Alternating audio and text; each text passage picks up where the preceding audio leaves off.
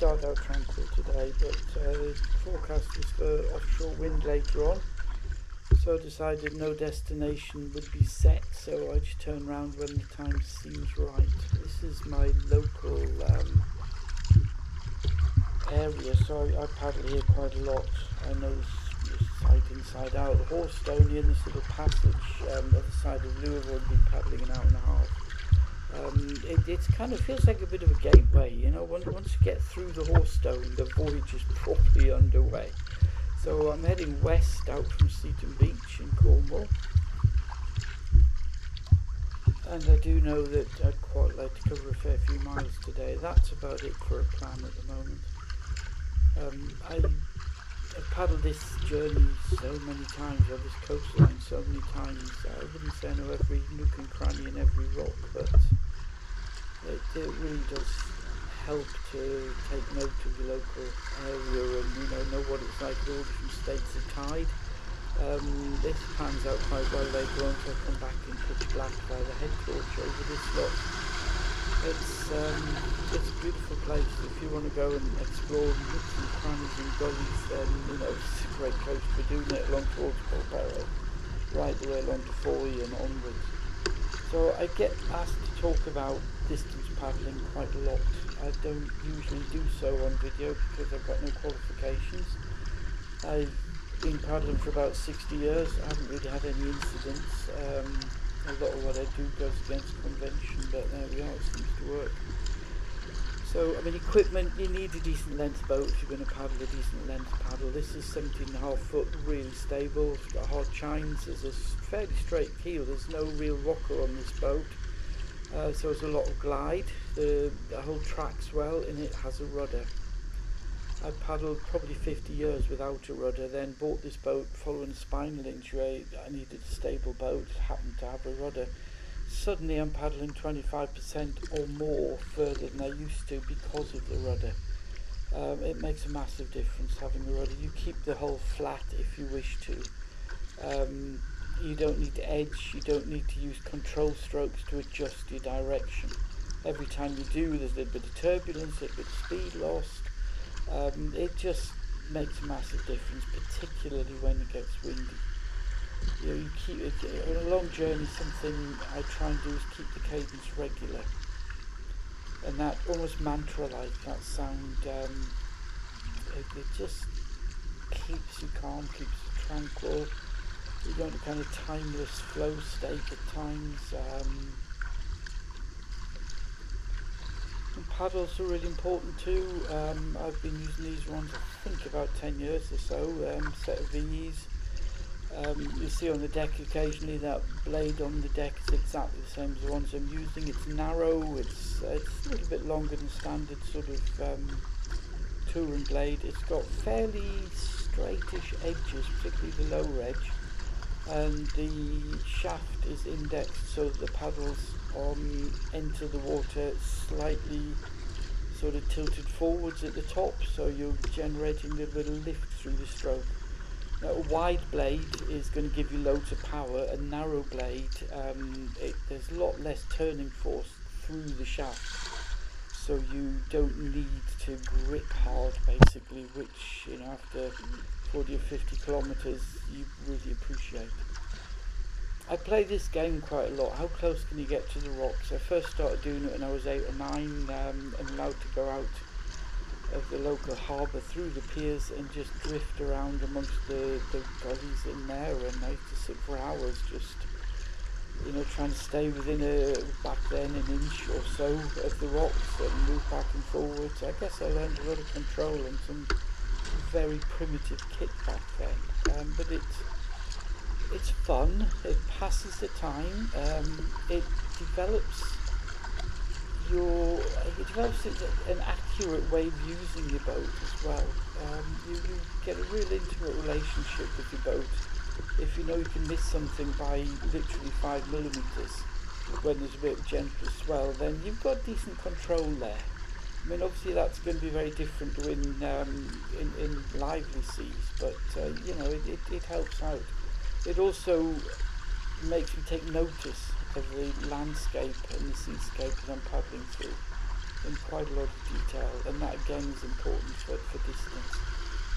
And this little rise and swell there, I'm on a little rise there and it's stripping down. I just slightly put a bit more power in. I've got some more glide out of the stroke. You can use the way the sea interacts with the cliff line and with what's underneath, just to gain that tiny little bit extra energy. And in your mind, if you're hunting for that, again, time passes and you forget to think so much about how tired your arms are getting. That distraction technique is quite useful as far as avoiding fatigue goes, in my opinion. Well, there's Portmellonish Harbour, Loop to Portmellonish, the pasty run's very popular little run, but I'm going to go on further than that for sure.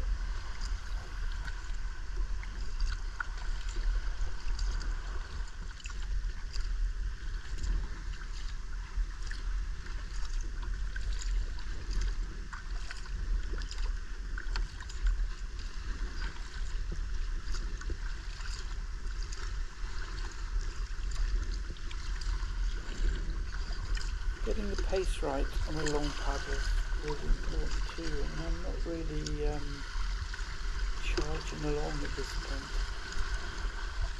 Gentle strokes, low angle paddling for me. These paddles are low angle paddles. They work well at really high angles too. That's just the way they are. I think if you get a deep cut in your hand, they put your hand up in the air, it slows the blood flow because your heart's having to work hard to pump that blood up there. So why paddle high angle if you want to maintain comfortable arms? You're putting strain on your heart, albeit a little bit, by having your hand high up and your other hand high up and your other hand high up. My paddling height, my hands, low angle paddling is somewhere just between my navel and maybe the middle of my rib cages, occasionally a little bit higher for most of the paddle, perhaps 80% of it.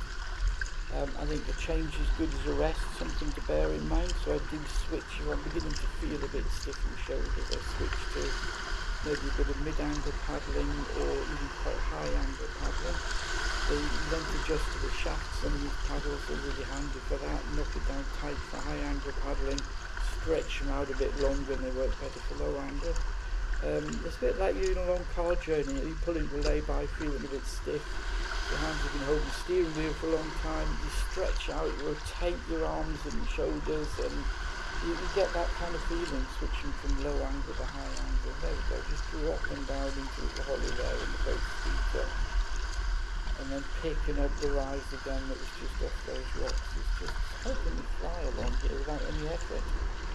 And this all low angle paddling until much later in the trip. I usually don't particularly stop paddling and maybe grab a couple of mouthfuls of drink, keep going. Bite a malt loaf, bite of a biscuit. Sometimes I paddle for 3-4 hours without breaking stroke at all. I don't like stopping for 10 minutes to have a meal. Have Christmas dinner, you feel sleepy afterwards. I have a little, and not all that often to keep me going through a journey. I do usually hydrate enough. If you feel thirsty, it's time to drink. You don't need to keep pumping fluid into you. If you hydrate too much, you're actually pushing through your body all those water-soluble vitamins and nutrients that you need. You're flushing them out of your body. So, getting hydration level right is quite important. Don't keep gulping down a liter of water and putting too much in there.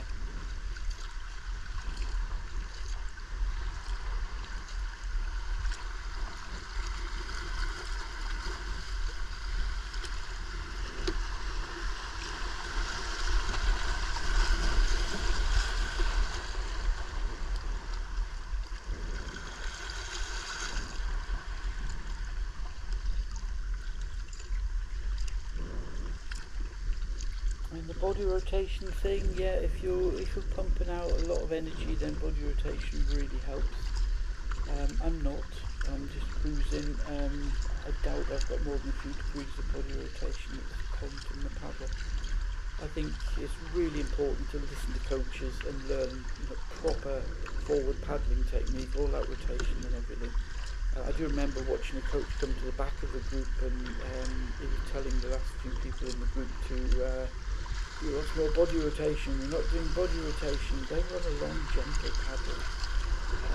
And they were quite tired, but they tried to do the body rotation. They did what they were told, and off he paddled. No body rotation in his stroke at all when he paddled away from them. It's so,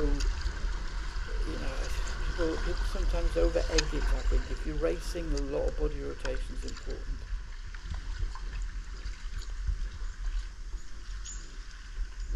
I think mix it up if you're on a distance paddle. Use body rotation as and when needed. I certainly used plenty later on in this when the wind picked up. Variation good as a rest, as good as a change as good as a rest rather. So I paddle sometimes my hands really close together, tried, it's interesting. Paddle them midway, further apart, vary that as well. Vary your position. I sometimes slump forward a little bit, you're not supposed to, but it's not too bad. It's better than sitting upright. If you're upright, it's beginning to make you stiff. I sometimes lie right back as if I was going to do a roll. I've got a North Order paddle float behind me, and it acts like a bit of a cushion I can lean back on. I maybe spend 10 minutes doing that. So this is just off Gribbon Head, some seals on the back of this. If you look carefully, but in the gap between the two, there's one arched right up, and there he goes. Look, arched like a crescent moon, stretched out now, and they haven't jumped off. I've kept my distance from them. So at this point I turned round, I stopped, I've got video of it, turned round, I could just feel a bit of breeze on my face, and I thought, it's turning northerly, so maybe time to turn round. I was just sitting off Portmellonish, I think. This is about 10 minutes later, this is maybe 15 minutes later. You can see there's a bit going on the sea.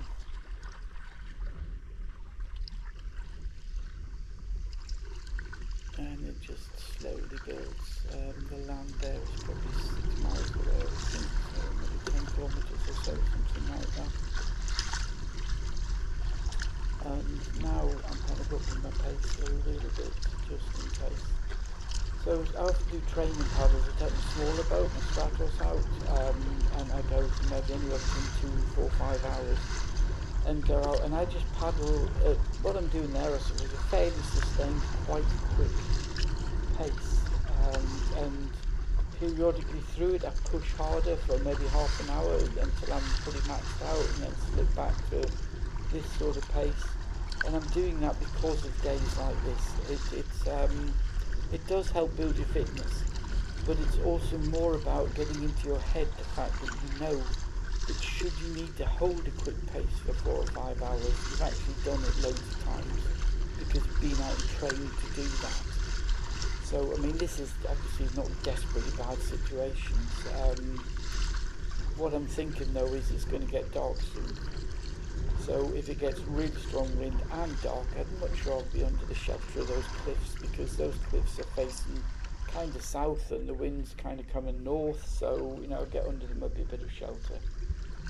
So yeah, the training is quite important in doing technique. And if you're not paddling long distances, then paddle back and forward in your local beach and paddle further than you normally would. Stay a distance where you know you can get back if you get fatigued. Once you start to push yourself though, you will find that even when you're at that point where you don't think you can carry on, where your arms are burning and your body's aching and your bum's sore because you've been sat in that seat too long, actually if you need to, you can. You just keep going. There's no option not to sometimes if you're a long way from home, and somewhere in your head you can't sort of start getting those feelings of panic and despair, I'm never going to make it, because that is going to mess with your brain, it's going to mess with all the stuff that runs through your body to keep you going. You'll get a big adrenaline rush, doesn't help too much. It's especially out at sea. Stop thinking straight, doesn't help too much. You stay calm and you carry on. This is just absolutely lovely, I must say. The sun going down, fair bit of wind, but not too bad. Homes away in the distance there on the right hand side. Not sure how far from here, maybe about 12 miles.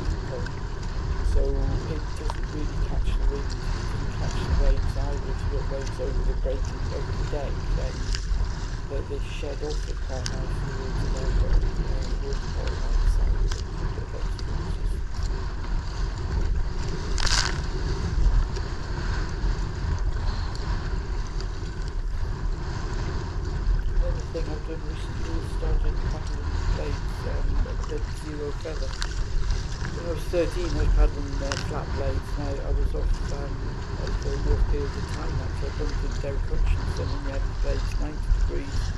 Paddled over and said, well done for being out this far, young lad, but throw away those paddles and get some that are like these. And explained how the wind going over the top blade and that. But so I taught myself to paddle with feather blades and had years of a big callus on the inside of my right thumb there. It got really bad on a long paddle mold a couple of years ago. You know, it was bleeding, it was infected for days, it was horrible. And having tried Greenland paddles, I kept naturally trying to rotate and I kept slicing the paddle. So when I got these paddles that were infinite feather adjustment, I just slowly reduced the feather over a month or two until they're flat. No more big blister on there, and actually it feels more controlled, it feels much more symmetrical. I far prefer it, so thank you Derek Hutchinson for teaching me how to paddle this less efficient, more friction making kind of setup. I'm glad I put that behind me now. People say, you know, oh, paddle with flat blades is a good way to get injuries. All those Greenland paddlers don't get injuries. They paddle with flat blades all the time. You know, they don't take that one. So the wind has swung round a bit sort of southeasterly here, which is direct headwind. It had been a bit northerly earlier, so it's been changed a lot.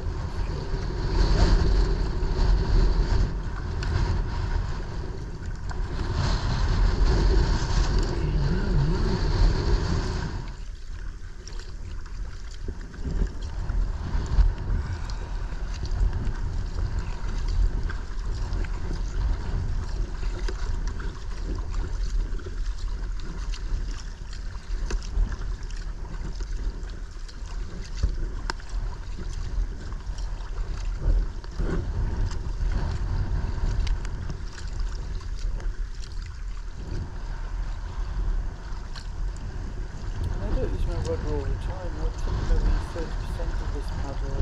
I didn't even have my feet on the foot pegs. The rudder was uphold. Let you stretch your legs out. Just press a little bit with my knees sometimes. Quite often just let my legs go flat in the cockpit. However, when the wind is gusting and changing direction like this, the rudder is just an absolute joy because you don't even think about it. Just do it. When the wind gusts a bit stronger and your feet respond to it, keep it straight on track. It's, I don't know, I'm a rudder fan, isn't that big?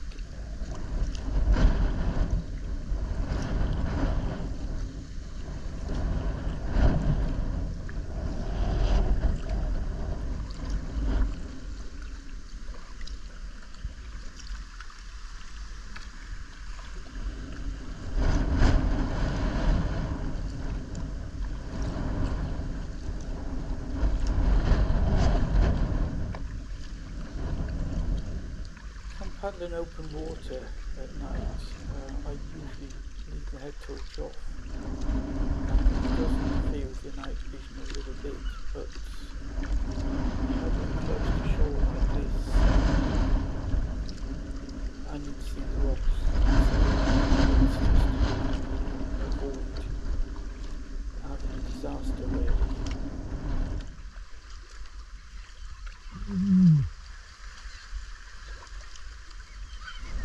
Okay. Whoa, dude. Come off it. Sorry and all that. No, come on. Great boy, stay there. No chance.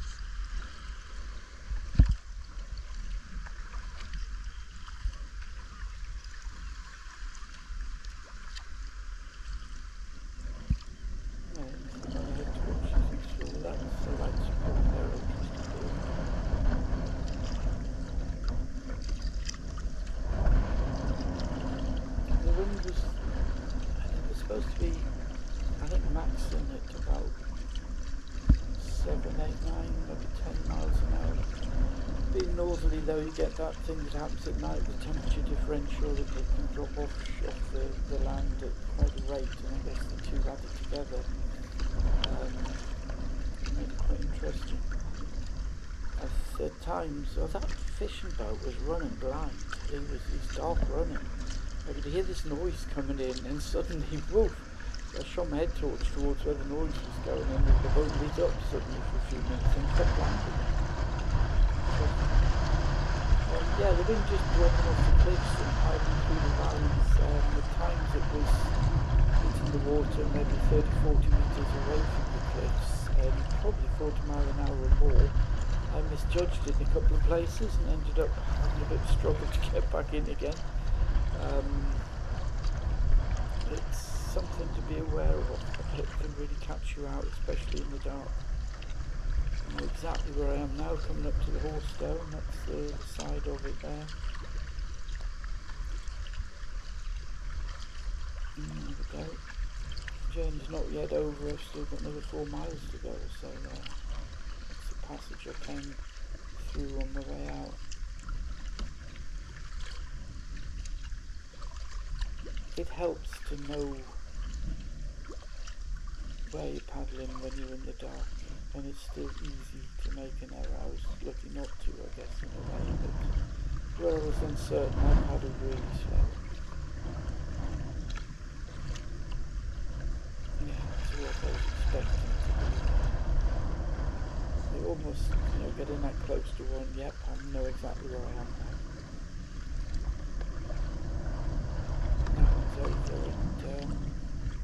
Heading up towards New Island now, looking for a little flashing light. There's a metal framework on the furthest rock on the mainland on the far side of the passage between the island and there it is, just coming up.